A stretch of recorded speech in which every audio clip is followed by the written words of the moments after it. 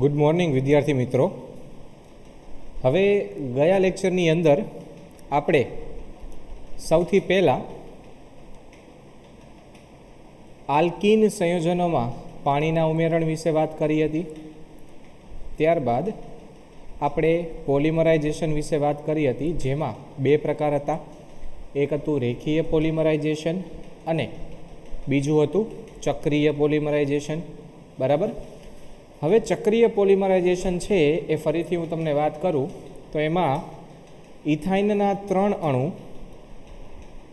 રક્તતપ લોખંડની નળીમાં 873 કેલ્વિન તાપમાને એને ગરમ કરો તો એ બેન્ઝીનમાં રૂપાંતર પામતું હતું. બરાબર. અને એના ઉપયોગથી આપણે કોયડો પણ સોલ્વ કરેલો હતો.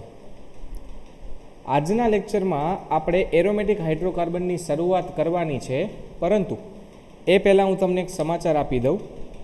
આ કોરોના મહામારીના લીધે ગુજરાત બોર્ડે તમારા 11મા ધોરણના કોર્સમાં 30% ઘટાડો કરેલો છે. એટલે કે દરેક ચેપ્ટરમાંથી અમુક પોઈન્ટ એમણે બાદ કરી નાખ્યા છે. બરાબર. એટલા માટે આ ચેપ્ટરમાંથી જે બાદ થયેલા પોઈન્ટ છે એમાં સૌપ્રથમ આવે છે એરોમેટિક હાઇડ્રોકાર્બનનો પોઈન્ટ આખો એમણે બાદ કરી નાખ્યો છે. ત્યાર પછી એમણે નામકરણ અને સમઘટકતાનો મુદ્દો બાદ કરી નાખ્યો છે, એટલે એ આપણે ભણવાના નથી બંને મુદ્દા. બરાબર. ત્યાર પછી એમણે બેન્ઝીનનું બંધારણ છે એ આખો મુદ્દો એમણે બાદ કરી નાખ્યો છે, એ પણ આપણે ભણવાનું નથી. બરાબર. ત્યાર પછી સસ્પંદન અને બેન્ઝીનની સ્થાયીતા પણ બાદ કરી નાખી છે, એ પણ ભણવાનું નથી આપણે. ત્યારબાદ એરોમેટિકતા પણ એમણે બાદ કરી નાખેલું છે, એટલે એ પણ આપણા સિલેબસમાં છે નહીં. બરાબર. ટોટલ આટલા મુદ્દા તમારા કોર્સમાંથી આ ચેપ્ટરમાંથી ઓછા કરવામાં આવેલા છે, એટલે આપણે એના વિશે કાંઈ જ વાત કરશું નહીં. હા, એ જરૂરી છે, પરંતુ જેમને JEE અને નીટની એક્ઝામ આપવાની છે એમના માટે એ વસ્તુ જરૂરી છે.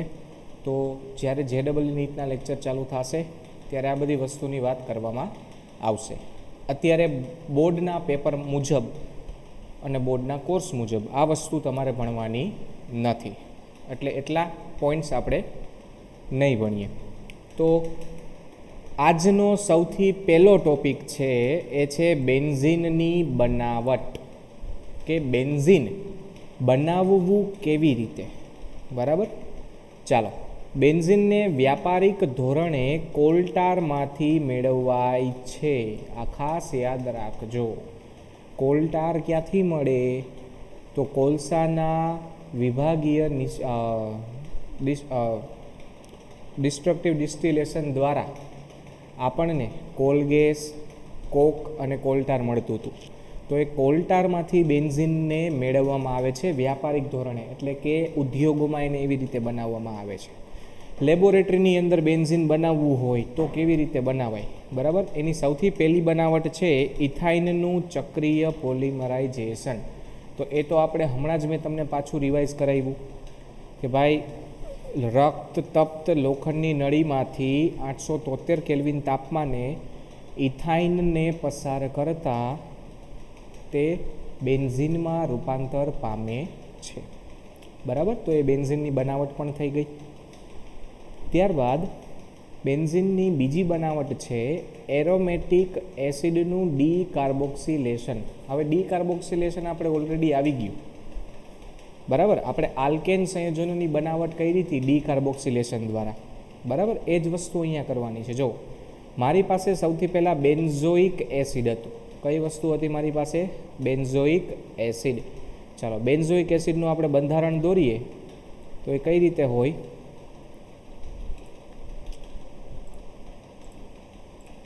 પોઈન્ટર હું જરા નાનો કરી નાખું. ઓકે, ચાલો. સૌથી પહેલાં આપણે બેન્ઝીન દોરીએ. ઓકે, એક જ મિનિટ. 2D શેપની અંદર હેક્ઝાગોનલ આપણે બનાવવાનું છે. આ આપણે હેક્ઝાગોનલ બનાવ્યું. બરાબર. હવે એને હું આ રીતે રાખું છું. આની અંદર બેન્ઝીન છે એટલા માટે 3 પાઈ બંધ હશે એ હું દોરી દઉં. આ પહેલો પાઈબંધ, આ બીજો પાઈબંધ અને આ ત્રીજો પાઈબંધ, અને એના ઉપર CH3 નહીં, COOH. આ આપણે બેન્ઝોઇક એસિડ બનાવ્યું. બરાબર. સૌથી પહેલાં આપણે બેન્ઝોઇક એસિડની NaOH સાથે પ્રક્રિયા કરાવવાની છે. ચાલો, બેન્ઝોઇક એસિડની NaOH સાથે પ્રક્રિયા કરાવતા આપણને બેન્ઝોઇક એસિડનો સોડિયમ ક્ષાર મળશે. બરાબર. આપણને શું મળશે? બેન્ઝોઇક એસિડનો સોડિયમ ક્ષાર. ઓકે, ચાલો, આના ઉપર COONA. આ આપણો પહેલો મુદ્દો છે જે તમને બુકમાં આપેલો નથી. ખાસ કરીને દ્વિબંધ બનાવવાનું નહીં ભૂલવાનું, નહીંતર બેન્ઝીન કહેવાશે નહીં. બરાબર. એમાંથી સાઈડમાં નિપજ શું મળશે આપણને? H2O. ઓકે. આ જે સોડિયમ બેન્ઝોએટ છે એ સોડિયમ બેન્ઝોએટની સોડા લાઇમ સાથે પ્રક્રિયા કરવાની છે, CaO વત્તા NaOH. એટલે એમાંથી Na2CO3 મુક્ત થઈ જશે અને હાઇડ્રોજન અહીંયા જોડાઈ જશે. બરાબર. NaOHમાંથી હાઇડ્રોજન જે છે એ હાઇડ્રોજન અહીંયા એની જગ્યા લઈ લેશે અને આપણને બેન્ઝીન મળશે. જેવી રીતે તમે CH3COOHમાંથી CH4 બનાવો છો એવી જ રીતે અહીંયા પ્રક્રિયા કરવાની છે. બરાબર. બેન્ઝોઇક એસિડના સોડિયમ ક્ષારને સોડા લાઇમ સાથે ગરમ કરતાં આપણને બેન્ઝીન મળે છે. બરાબર. આ એની બીજી બનાવટ હતી. ત્યાર પછી બેન્ઝીનની ત્રીજી બનાવટ છે ફિનોલનું રિડક્શન કરીને પણ બેન્ઝીન બનાવી શકાય છે. એટલે સૌથી પહેલાં તો આપણે ફિનોલ યાદ રાખવું પડે કે ફિનોલ કહેવાય કોને. બરાબર. જો બેન્ઝીન ઉપર OH જોડાયેલો હોય ત્યારે એને ફિનોલ તરીકે ઓળખવામાં આવે છે. ખાસ યાદ રાખજો, બેન્ઝીન ઉપર OH જોડાયેલો હોય ત્યારે તેને ફિનોલ કહેવામાં આવે છે. બરાબર. ફિનોલની ઝિંક ધાતુના ગરમ ભૂક્કા સાથે પ્રક્રિયા કરવાથી આપણને બેન્ઝીન મળે છે. ઝિંક ધાતુનો ગરમ ભૂકો એટલે કે એને ગરમ કરવાનું છે, એટલે અહીંયાથી O નીકળી જશે. એ O છે એ ઝિંક સાથે જોડાઈને ZNO બનાવી નાખશે અને H અહીંયા જોડાઈ જાય એટલે એ બની ગયું C6H6 બેન્ઝીન. બરાબર. તો બેન્ઝીનની ટોટલ 3 પ્રક્રિયા છે. એમાં સૌથી પહેલી આવે છે ઇથાઇનમાંથી બનાવટ, ત્યાર પછી બેન્ઝોઇક એસિડમાંથી બનાવટ, અને ત્રીજી બનાવટ છે ફિનોલના રિડક્શન વડેની બનાવટ. બરાબર. આ પ્રક્રિયાનો ઉપયોગ આપણે કાર્બનિક પરિવર્તનમાં કરવાનો થશે. એટલે ખાસ યાદ રાખજો અને ધ્યાન રાખજો જેથી કરીને કોઈ જગ્યાએ ભૂલ થાય નહીં. બરાબર. ત્યાર પછી બેન્ઝીનના ગુણધર્મો વિશે વાત કરીએ તો એમાં સૌથી પહેલાં આવે છે બેન્ઝીનના ભૌતિક ગુણધર્મો, એટલે કે એરોમેટિક સંયોજનોના ભૌતિક ગુણધર્મો. એમાં સૌથી પહેલો ગુણધર્મ છે એરોમેટિક હાઇડ્રોકાર્બન સંયોજનો અધ્રુવીય અણુઓ છે. અધ્રુવીય અણુ હોવાથી તેઓ પાણીમાં ઓગળતા નથી, પાણીમાં અદ્રાવ્ય છે. ખાસ યાદ રાખજો. બરાબર. ચાલો, સામાન્ય રીતે તેઓ વિશિષ્ટ વાસ ધરાવે છે. દરેક એરોમેટિક સંયોજનો પાસે પોતાની વિશિષ્ટ લાક્ષણિક વાસ રહેલી છે. આ ખાસ યાદ રાખજો. બીજી વસ્તુ, દરેક એરોમેટિક સંયોજનો રંગવિહીન પ્રવાહી છે અથવા તો ઘન છે. એવો વાયુ સ્વરૂપે હોતા નથી. એરોમેટિક સંયોજનો વાયુ સ્વરૂપે હોતા નથી, કારણ કે તમને ખબર છે 1 થી 4 કાર્બન સુધી જ સંયોજનો વાયુ સ્વરૂપે હોય. 4 થી વધારે કાર્બન હોય તો એ પ્રવાહી સ્વરૂપે આવી જાય. અને એરોમેટિક સંયોજનોમાં બેન્ઝીન હોય જેની અંદર 6 કાર્બન છે, એટલે એ મોટા ભાગે પ્રવાહી સ્વરૂપે હોય છે અથવા તો ઘન સ્વરૂપે હોય છે. જેમ કે નેફથેલિનની ગોળી તમને ખબર હોય તો આપણે ઘરે સફેદ કલરની ફિનાઇલની ગોળી મૂકીએ છીએ. એ ખરેખર ફિનાઇલ નથી, એ નેફથેલિનની ગોળી છે જેને નેફથેલિન બોલ્સ કહેવાય છે. એની તમને વાસ ખબર હશે. એનો ઉપયોગ આપણે શું કરીએ છીએ? તો જીવાત પ્રતિકર્ષી તરીકે એનો ઉપયોગ કરીએ છીએ. જીવાત પ્રતિકર્ષી એટલે જે અલગ નાના નાના જીવજંતુઓને દૂર ભગાડે, જેમ કે કંસારી છે, પતંગિયા છે, આવી બધી વસ્તુઓ એનાથી દૂર રહીએ, જીવડા ન પડે કોઈ વસ્તુમાં, અથવા તો એમાંથી ખરાબ વાસ ન આવે, એટલા માટે આપણે એમાં નેફ્થેલિનની ગોળીઓ ઉમેરીએ છીએ સફેદ કલરની. બરાબર? આ વસ્તુના કારણે નેફ્થેલિનની ગોળીઓનો ઉપયોગ શૌચાલયમાં થાય છે અને કપડાને સુરક્ષિત રાખવા માટે થાય છે. આ ખાસ યાદ રાખજો. બરાબર? અને બધાને ખબર જ છે કે એનો ઉપયોગ ક્યાં થાય છે. મેં પહેલાં જ તમને કીધું હતું કે નેફ્થેલિન છે, એરોમેટિક સંયોજનો છે એ પાણીમાં અમિશ્રિત રહે, એટલે કે પાણીમાં અદ્રાવ્ય રહે છે, પરંતુ કાર્બનિક દ્રાવકોમાં તેઓ દ્રાવ્ય થાય છે. કાર્બનિક દ્રાવકોમાં દ્રાવ્ય મતલબ કે કાર્બન ટેટ્રાક્લોરાઇડ CCl4 છે, પછી કાર્બન ડાયસલ્ફાઇડ CH2 છે, પેટ્રોલ છે, કેરોસીન છે. આ દરેક વસ્તુની અંદર એરોમેટિક સંયોજનો ઓગળે છે, જ્યારે પાણીમાં તેઓ ઓગળતા નથી, પાણીમાં અદ્રાવ્ય રહે છે. બરાબર? આ ઉપરાંત જ્યારે આપણે એરોમેટિક સંયોજનોને સળગાવીએ છીએ ત્યારે તે કાળા ધુમાડાવાળી જ્યોત સાથે સળગે છે. મતલબ કે તે જ્યારે સળગે છે ત્યારે મેસ ઉત્પન્ન કરે છે, કાળા ધુમાડાવાળી જ્યોત ઉત્પન્ન કરે છે. તો આ બધા એના ભૌતિક ગુણધર્મ છે. બરાબર? ત્યાર પછી આપણે વાત કરીએ એના રાસાયણિક ગુણધર્મ વિશે, એટલે કે કેવા કેવા પ્રકારની પ્રક્રિયાઓ આપે છે. હવે સૌથી પહેલી વસ્તુ, આપણે આગળ અમુક ટોપિક કાપી નાખ્યા છે, એનો થોડોક ઉપયોગ છે, એટલે હું તમને થોડીક એની વિશે વાત કરું. બેન્ઝિનની અંદર 3 પાઈબંધ આવેલા છે જે સતત રૂપાંતર પામતા હોય, એટલે કે સતત સસ્પંદન પામે છે. એટલે બેન્ઝિનના 3 પાઈબંધ એક જગ્યાએથી બીજી જગ્યાએ ફરતા રહેતા હોય છે. બરાબર? એના લીધે એને વિશિષ્ટ સ્થાયીતા પ્રાપ્ત થાય છે. તેથી પાઈબંધ હોવા છતાં બેન્ઝીન યોગશીલ પ્રક્રિયા આપતું નથી. સાંભળજો ધ્યાનથી. બેન્ઝીનની અંદર પાઈબંધ હોવા છતાં તે યોગશીલ પ્રક્રિયા આપતું નથી. તે આલ્કેનની જેમ માત્ર ને માત્ર વિસ્થાપન પ્રક્રિયાઓ આપે છે. બરાબર? એટલા માટે આપણે આ ચેપ્ટરમાં બેન્ઝીનની ઇલેક્ટ્રોન અનુરાગી વિસ્થાપન પ્રક્રિયાઓનો અભ્યાસ કરીશું. બરાબર?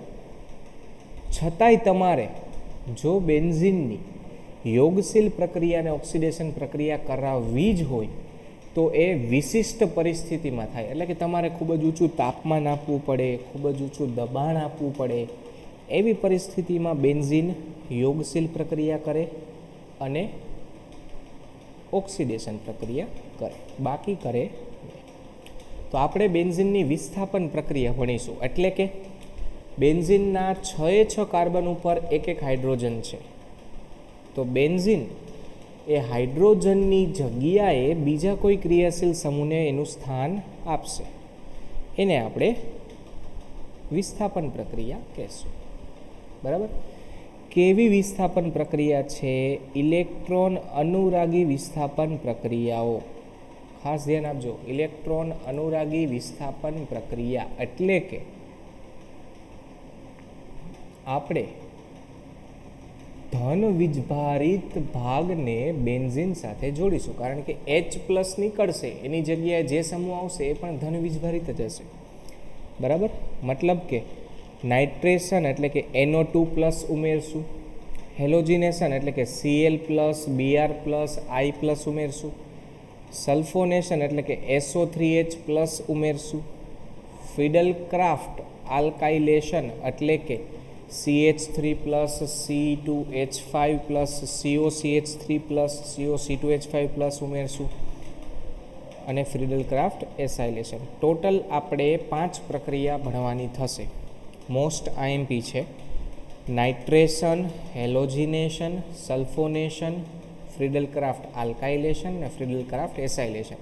મેં તમને પહેલાં જ કીધું આ સામાન્ય ઇલેક્ટ્રોન અનુરાગી વિસ્થાપન પ્રક્રિયાઓ છે જેમાં ઇલેક્ટ્રોન અનુરાગી પ્રક્રિયક ધન વીજભારિત હશે એ હુમલો કરનાર પ્રક્રિયક છે.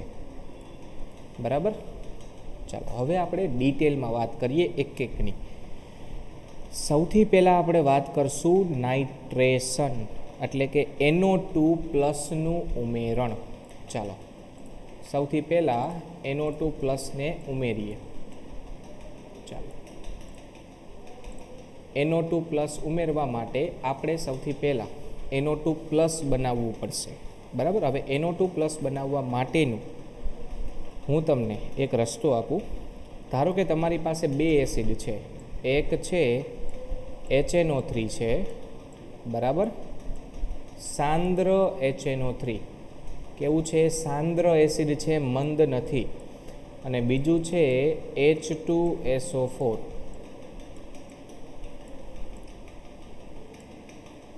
એક છે એ સાંદ્ર એસિડ છે, બીજું છે એ સાંદ્ર એસિડ છે. HNO3 પણ સાંદ્ર લીધું છે, H2SO4 એ સાંદ્ર લીધું છે. પરંતુ આ બંનેની સરખામણીમાં H2SO4 વધારે એસિડિક સ્વભાવ ધરાવે છે. હવે બંનેના બંધારણને દોરીએ આપણે. બરાબર. તો આપણે NO2 જોઈએ છે, તો હું NO2 ને NO2 જ રાખું છું.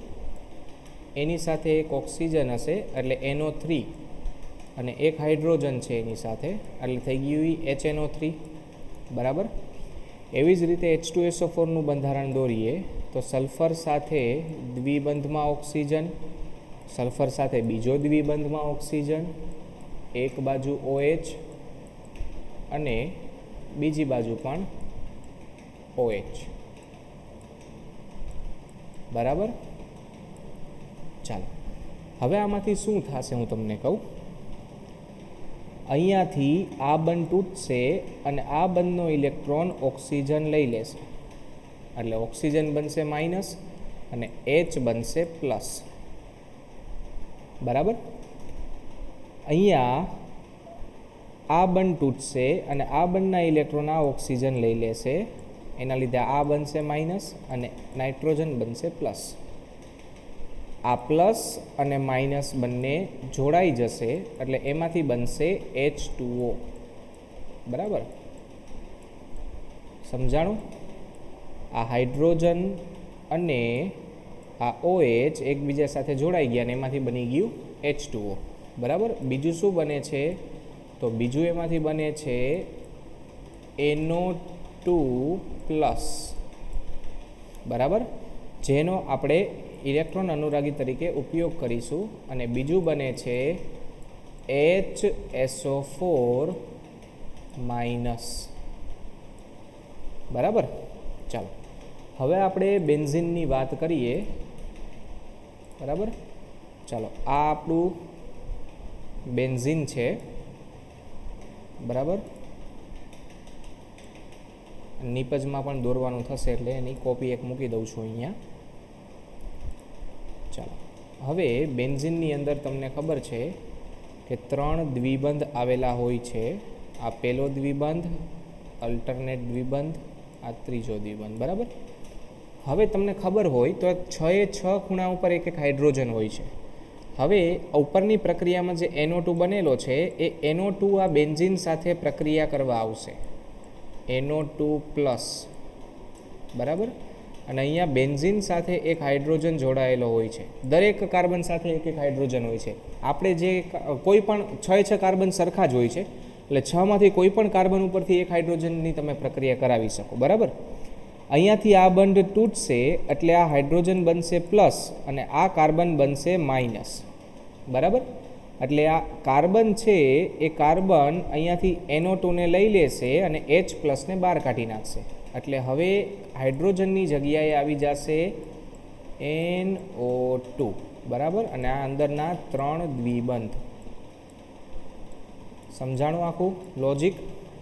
અને અહીંયાથી H+ મુક્ત થશે. બરાબર. જે H+ મુક્ત થશે એ HSO4 સાથે પ્રક્રિયા કરી અને એમાંથી ફરીથી આપણને શું આપી દેશે? H2SO4. બરાબર. એટલે H2SO4 છે એ અહીંયા ઉદ્દીપક તરીકે કામ કરે છે, કેમ કે એ પ્રક્રિયાના અંતમાં આપણને પાછું મળે છે. તો આપણને પ્રક્રિયાના અંતમાં ઉપનિપજ શું મળી? H2O, કેમ કે HSO4 તો H પ્લસ સાથે જોડાઈને પાછું H2SO4 આપી દીધું, અને એ આપણો પ્રક્રિયક છે, એટલે H2SO4 તો ઉદ્દીપક થઈ ગયો. H2O આપણી ઉપનિપજ છે, એટલે આખી પ્રક્રિયાની સાથે વાત કરીએ તો બેન્ઝીન સાથે સાંદ્ર HNO3 ને સાંદ્ર H2SO4 પ્રક્રિયા કરશે 323 થી 333 કેલ્વિન તાપમાને. 323 થી 333 કેલ્વિન તાપમાને, એટલે કે 50 થી 60 ડિગ્રી સેલ્સિયસ તાપમાને, અને એમાંથી નાઇટ્રોબેન્ઝીન બનશે. બેન્ઝીન ઉપર NO2 આવી ગયો એટલે નાઇટ્રોબેન્ઝીન બનશે, અને H2O ઉપનિપજ તરીકે મુક્ત થશે. બરાબર? આ જુઓ, મેં તમને એની આખી ક્રિયાવિધિ સમજાવી. H2SO4 પ્રબળ હોવાથી એ H પ્લસ મુક્ત કરે છે, અને NO2 માંથી OH માઇનસ મુક્ત થશે, જે H2O બનાવશે. NO2 પ્લસ બનશે અને HSO4 માઇનસ બનશે. આ બાકીનો જે ભાગ બચે છે એ છે HSO4 માઇનસ. બરાબર?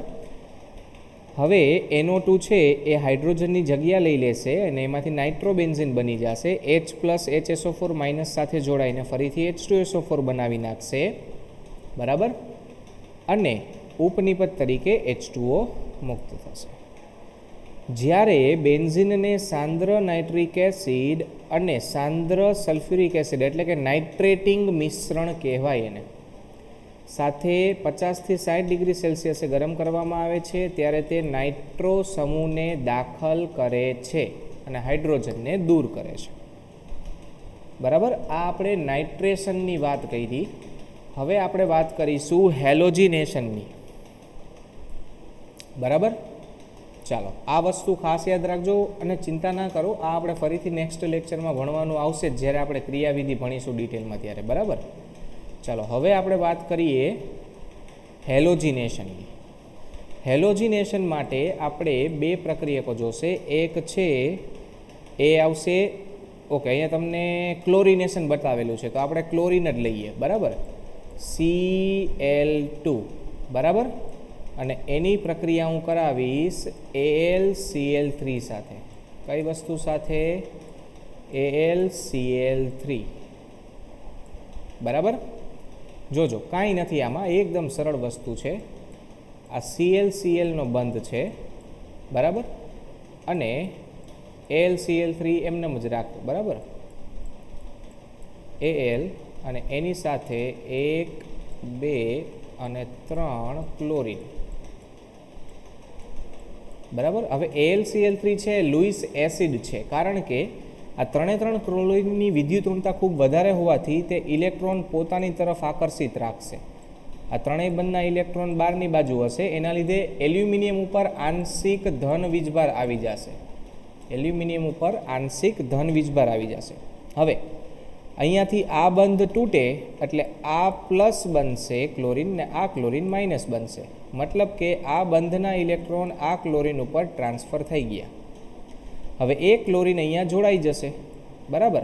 એટલે એમાંથી નિપજ શું બની? તો એમાંથી બન્યું Cl પ્લસ અને AlCl4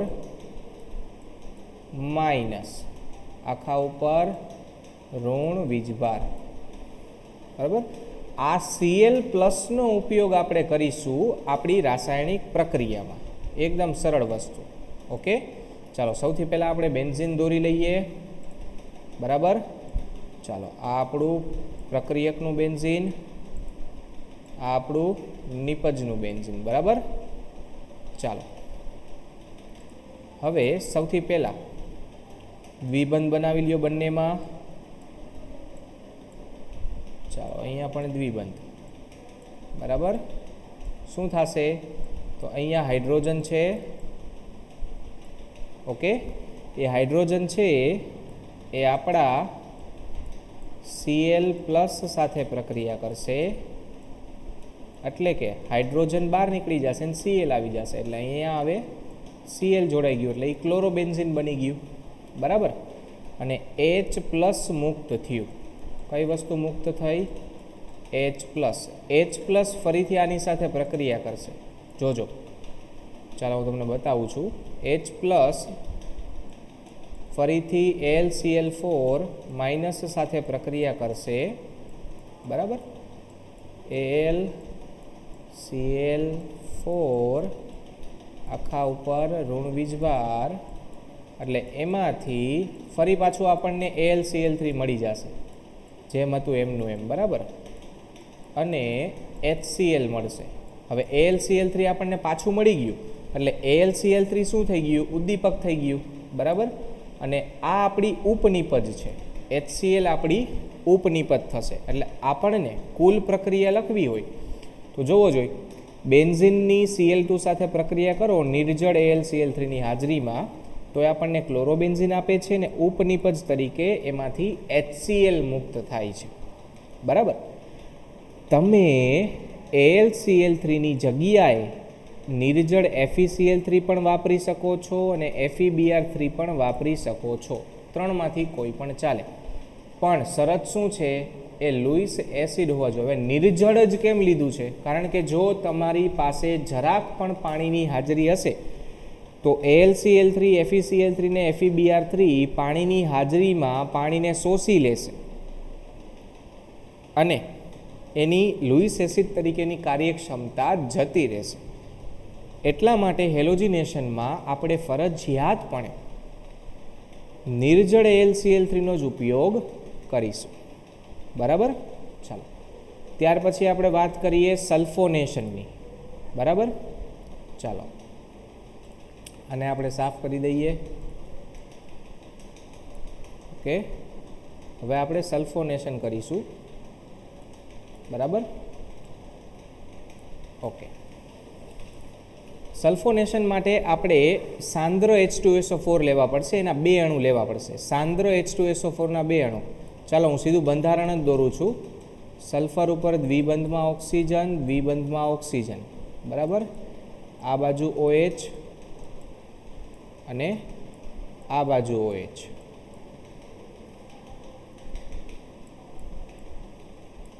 ચાલો એવી જ રીતે પાછો બીજો સલ્ફ્યુરિક એસિડ બનાવો. સલ્ફર ઉપર દ્વિબંધમાં ઓક્સિજન, નીચે દ્વિબંધમાં ઓક્સિજન, આ બાજુ OH અને આ બાજુ ફરી પાછો OH. બરાબર, હવે સૌથી પહેલાં તો અહીંયાથી પાણીનો એક અણુ દૂર થઈ જશે. જોજો ધ્યાનથી હું શું સમજાવું છું એ. આમાંથી પાણીનો એક અણુ દૂર થઈ જશે, મતલબ કે અહીંયાથી H નીકળશે અને અહીંયાથી OH નીકળશે. સમજાણું તમને? અહીંયાથી H નીકળી જશે ને અહીંયાથી OH નીકળી જશે. ચાલો, એટલે શું બચ્યું જોવો જોઈ, તો એમાંથી H2O છૂટું પડી ગયું. બરાબર, H2O એમાંથી છૂટું પડી ગયું. રેડી? અહીંયાથી જ્યારે આ બંધ તૂટે છે ત્યારે સલ્ફર પ્લસ હશે, એટલે કે મને આમાંથી મળ્યું SO3 H અને સલ્ફર ઉપર ધન વીજભાર, અને બીજું શું મળશે? અહીંયાથી HSO4-.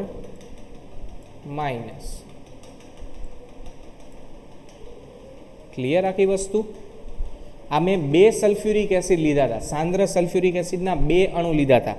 તમે આની જગ્યાએ ધુમાયમાન સલ્ફ્યુરિક એસિડ પણ વાપરી શકો છો, જેને તમે ઓલિયમ કહો છો. 10મામાં આપણે ઓલિયમ વિશે ભણી ગયા. ઓલિયમ એટલે H2S2O7. H2S2O7. ચાલો, આ હું ધુમાયમાન સલ્ફ્યુરિક એસિડ એટલે કે ઓલિયમનું બંધારણ બનાવું છું. ઓકે, ચાલો આ મેં બનાવ્યું ઓલિયમ H2S2O7. ચાલો હવે અહીંયાથી તમે આ બંધ તોડો તો ઓક્સિજન માઇનસ બનશે અને સલ્ફર પ્લસ બનશે. તો એમાંથી નિપજ શું મળી? SO3H+, અને આ બાજુનો ભાગ છે એ HSO4 માઇનસ. બરાબર. એટલે ધ્યાનથી સાંભળજો, તમારી પાસે બે રસ્તા છે. કાં તો તમે બે સલ્ફ્યુરિક એસિડના અણુ લ્યો, સાંદ્ર સલ્ફ્યુરિક એસિડના, અને કાં તો તમે ઓલિયમ લ્યો.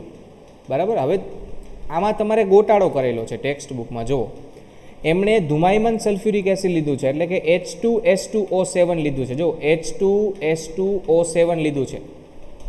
તો તમે જ્યારે ઓલિયમ લ્યો છો, ધુમાયમાન સલ્ફ્યુરિક એસિડ લ્યો છો, ત્યારે H2O મુક્ત નથી થતું. H2O તો સાંદ્ર સલ્ફ્યુરિક એસિડમાં મુક્ત થાય છે.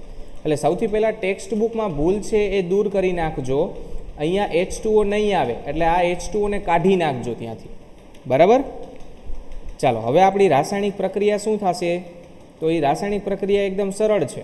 બરાબર. અહીંયા આપેલી જ છે. જો બેન્ઝીન ઉપર SO3H જોડાઈ જશે અને H+ નીકળી જશે. એ H+ ફરીથી HSO4 સાથે પ્રક્રિયા કરીને H2SO4 બનાવી નાખે. એટલે H2SO4ના બે અણુમાંથી એક અણુ વપરાય છે અને બીજો અણુ ઉદ્દીપક છે.